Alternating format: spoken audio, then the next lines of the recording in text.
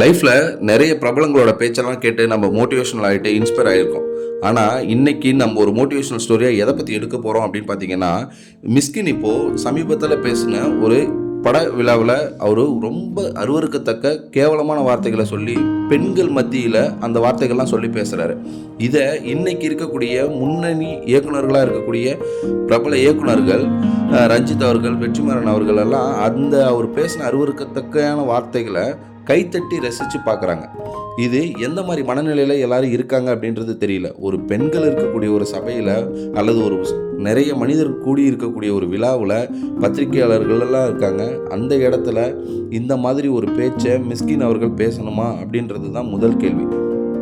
நீங்கள் யாருக்கிட்டையும் இந்த மாதிரி ஒரு பொதுவெளியில் இந்த மாதிரி தரம் தாழ்ந்த நபர் பேசுகிறத வச்சுக்கிட்டு நம்மளும் அது போல் பேசினா பெரிய ஆள் அப்படின்ற ஒரு எண்ணத்துக்கு மட்டும் போயிடாதீங்க.